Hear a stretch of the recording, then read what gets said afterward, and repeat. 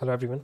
In this lecture we will see the three accounts in the constitution, and those accounts are Consolidated Fund of India, Contingency Fund of India and Public Account of India.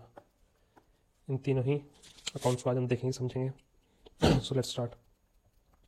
Three accounts in the constitution. So each of the three accounts exist for the states under the same article as center. You can write this point.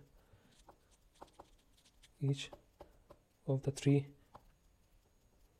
accounts exist for the states under the same article as center. So when article 266 talks about the Consolidated Fund of India, it also talks about the Consolidated Fund of States. Okay, as each of these three accounts exist for the states under the same article as for the center. Okay, write one more point. However, for the three duties with legislative,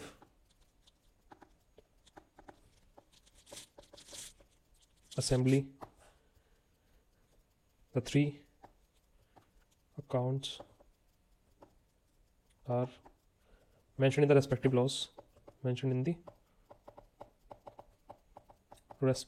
laws, that provide for their administration. So there are three laws for the administration of these three duties. For Puducherry, there is a law for its administration, that is UT Act 1963. For J&K, there is J&K Reorganization Act 2019. And for Delhi, there is a very famous act, that is Government of and City of Delhi Act 1991. So the three accounts for these duties are mentioned in these respective laws. Okay. So what are the three accounts? जैसे कि मैंने आपको बताया, Consolidated Fund of India under Article 266, Contingency Fund of India Article 267, and Public Account of India Article 266. Okay.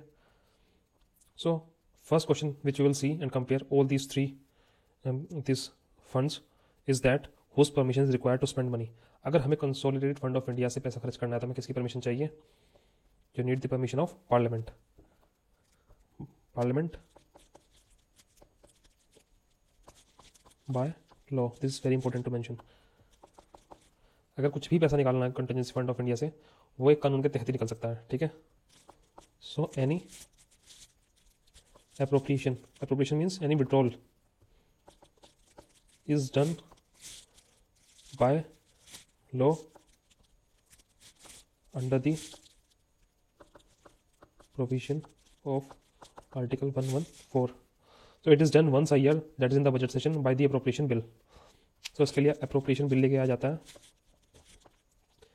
जिसको पास होने के बाद उसके बाद ही government of India can take the money out of the consolidated fund of India. ठीक है. ये मैंने प्रॉपर्ली एक्सप्लेन किया है बजट वाली वीडियो में, लेक्चर में, आप वो देख सकते हो. सो उसमें पूरा एक बताया हुआ है किस तरीके से फंक्शन करता है. आर्टिकल 114 की प्रोविजन के बारे में बात की है, इसकी इम्प्लीमेंटेशन के बारे में बात की है, details of the fund. So contingency fund of India includes, what does it includes? It includes revenue of government of India. It means all the earnings of government of India are credited into consolidated fund of India. Yes. It also includes the loans raised by government of India through number 1 treasury bills,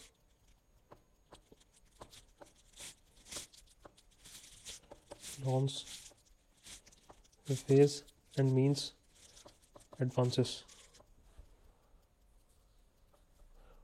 Ways and means these are the mechanism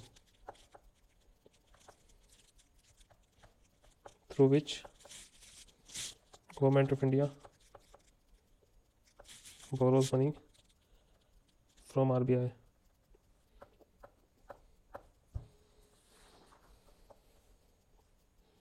It also includes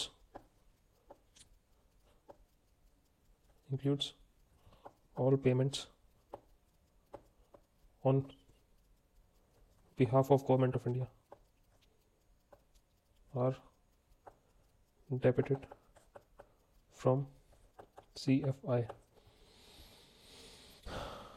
So, whose permission is required to spend money? Parliament की permission चाहिए होती है to spend money from consolidated fund of India and using a law, एक आपको law लाना होगा तभी आप पैसे निकाल सकते हो कंसोलिडेटेड फंड ऑफ इंडिया से, ठीक है। एक appropriation bill government of India लेके आती है, उसके बाद वो पार्लियामेंट से पास होकर के तभी government of India consolidated fund of India से पैसा निकाल सकती है, ठीक है। एंड डिटेल्स ऑफ फंड्स में क्या क्या आता है? CFI includes revenue government of India, तो जो भी अर्निंग गवर्नमेंट ऑफ इंडिया करती है वो सब जाती है कंसोलिडेटेड फंड ऑफ इंडिया में, ठीक है। It also includes loans raise by the government, so अगर गवर्नमेंट कोई भी लोन रेज करती है सो वो भी एड हो जाता है कंसोलिडेटेड फंड ऑफ इंडिया में जाकर के, ठीक है। चाहे किसी मैकेनिज्म से किया हो, ट्रेजरी बिल से किया हो, या कोई लोन लेके आए हो, या फिर RBI से पैसा उठाया हो, it will go to the consolidated fund of India, ठीक है।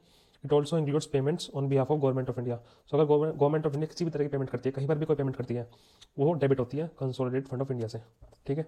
It is as simple as it, ठीक। Moving ahead, contingency fund of India, articles 267, okay. So whose permission is required to spend money? President, very important, ठीक है। Contingency fund of India से अगर कोई भी पैसा निकालना है तो परमिशन चाहिए प्रेसिडेंट की। Right, one more point, finance secretary,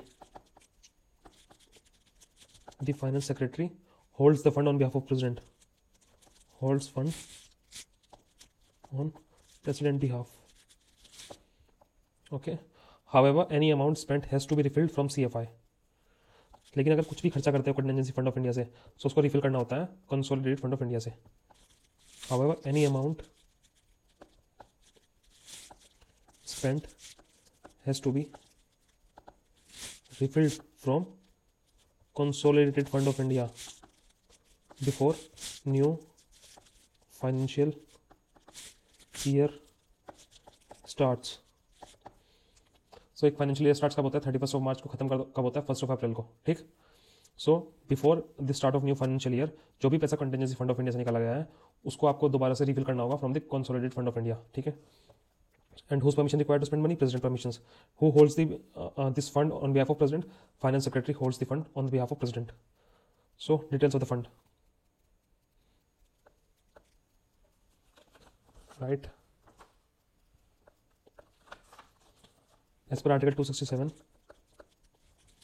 As per Article 267.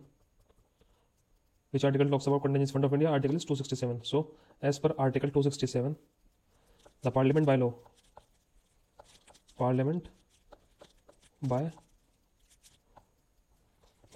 by law shall establish the contingency fund of India.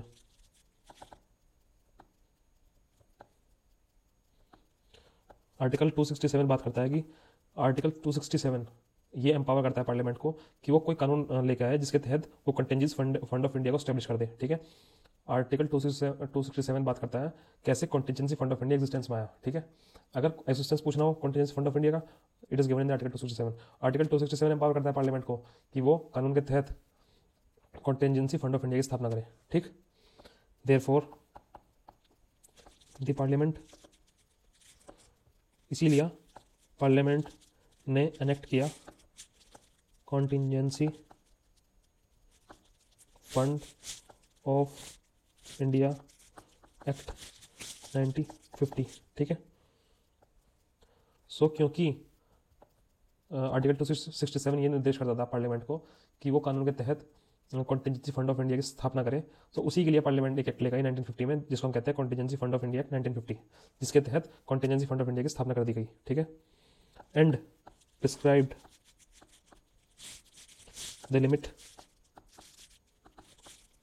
To be ₹30,000 crore. So parliament ने इस एक्ट के तहत एक लिमिट भी लगा दी कि कम से कम 30,000 करोड़ रुपया तो कॉन्टिजेंसी फंड ऑफ इंडिया में होना ही चाहिए, ठीक है। सो इसके तहत कॉन्टिजेंसी फंड ऑफ इंडिया में 30,000 करोड़ रुपीज़ है। Budget 2021-22 increases the limit from 500 crore to 30,000 crore. So पहले जो लिमिट थी सिर्फ 500 करोड़ रुपया थी, अब उसको बढ़ाकर 2021-22 के बजट में इसको बढ़ाकर 30,000 करोड़ कर दिया गया है, ठीक। सो फंड का यूटिलाइजेशन किस लिए होता है? कॉन्टीजेंसी फंड ऑफ इंडिया का जो यूटिलाइजेशन है वो बेसिकली इमीडिएट रिलीफ पर्पसेस के लिए किया जाता है. The fund is utilised for immediate relief to the victims of natural disaster. So अगर कोई भी contingency आ जाए उस केस में the government of India can also use contingency fund of India and for launching new policy decisions within the financial year. So वैसे तो budget जब भी पास होता है सो हर स्कीम के लिए एलोकेशन होती है मनी की, लेकिन अगर बीच में फाइनेंशियल ईयर के मान लो बजट पास हो गया, उसके बीच में कोई नई पॉलिसी गवर्नमेंट को लॉन्च करनी है, ठीक है, किसी भी रीज़न की वजह से कोई भी ऐसी इमरजेंसी क्रिएट हो गई, गवर्नमेंट को कोई न्यू पॉलिसी लॉन्च करनी है, ठीक है, सो उसके लिए पैसा कहाँ से आएगा? क्योंकि बजट में जितना भी पैसा दिया गया है हर काम के लिए दिया गया है कि बस ये कोई काम है, इसके लिए ये पैसा लॉट हो गया, इसके लिए ये पैसा लॉट हो गया. सो अगर कोई नई पॉलिसी एकदम से लेकर आनी है तो उसके लिए तो कोई पैसा है नहीं बजट में पहले से. सो इसकी इंप्लीमेंटेशन हो सके उसके लिए government of India can use contingency fund of India, ठीक है. सो फाइनेंशियल के बीच में कोई न्यू पॉलिसी लेकर आनी है तो गवर्नमेंट स्पेंड कर सकती है from the contingency fund of India. तो government of India will answer in the parliament in great detail what was the contingency and how that money was spend by government to address that contingency. तो जब ये पैसा खर्च कर लेगी government, so government को refill करना है कंसोलिडेटेड फंड ऑफ इंडिया से, तो गवर्नमेंट को ये बताना पड़ेगा जब पैसा चाहिए होगा कंसोलिडेटेड फंड ऑफ इंडिया से कि हमको ये पैसा किस लिए चाहिए, तब गवर्नमेंट ऑफ इंडिया ये स्पेसिफाई करेगी हमको उस वक्त वो कंटिजेंसी आ गई थी उसको क्लियर करने के लिए हमने कॉन्टीजेंसी फंड ऑफ इंडिया से इतना पैसा निकाला है तो हमको वहाँ पे रिफिल करना है, ठीक है. तो government of India will answer in parliament in great detail what was the contingency and how that money was spend by government to address that contingency. Okay, so अगर 30,000 करोड़ का यहाँ पर एक लिमिट है तो उसमें जितना पैसे भी निकालेगी गवर्नमेंट उसको रिफिल करना होगा गवर्नमेंट को दोबारा से कंसोलिडेटेड फंड ऑफ इंडिया से. And what is public account of India, whose permission required to spend money? Government of India permission is required here, ठीक है. यहाँ पर पार्लियामेंट, यहाँ पर प्रेसिडेंट, यहाँ पर गवर्नमेंट ऑफ इंडिया की परमिशन चाहिए होती है, ठीक है. तो गवर्नमेंट ऑफ इंडिया के जो एग्जीक्यूटिव्स हैं, government of India executives operates the fund, इस फंड को जो ऑपरेट करता है वो गवर्नमेंट ऑफ इंडिया एग्जीक्यूटिव्स होते हैं. The money is held by government of India as a trustee of public. What are the details of the fund? It includes public account of India includes all the public money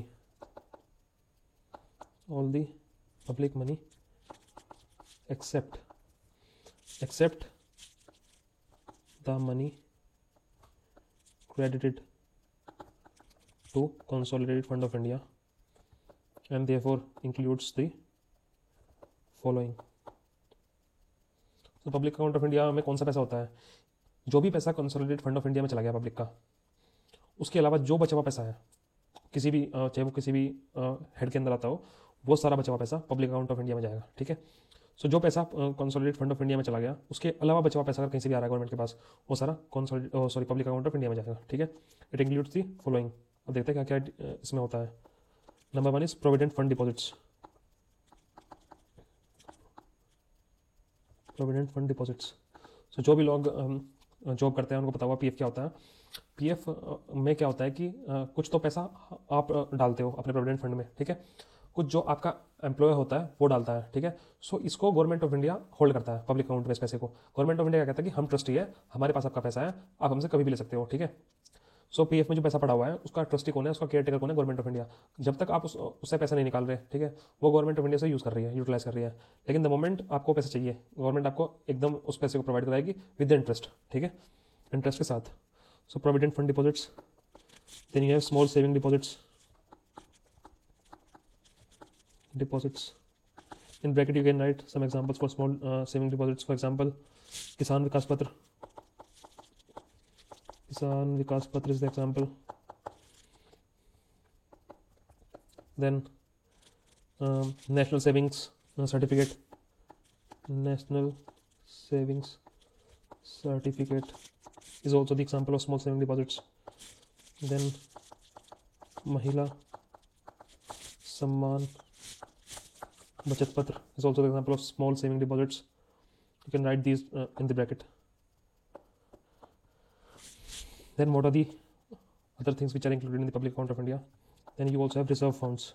reserve funds भी public account of India में आते हैं, जैसे कि NDRF, national disaster response fund. ठीक है, यह हो गया NREGF, national rural employment guarantee fund. National rural employment guarantee fund. या फॉर एग्जांपल प्रारंभिक शिक्षा कोष या प्राइमरी एजुकेशन फंड जिसको बोलते हैं. These are the 3 examples of reserve funds. ये रिजर्व फंड्स भी पब्लिक अकाउंट में होता है. ठीक है, देन क्या what does it more includes this public account of India? It also includes deposits and advances, suspense account and miscellaneous. Suspense account means money which cannot be traced. They are included in suspense account. Then you can see remittances.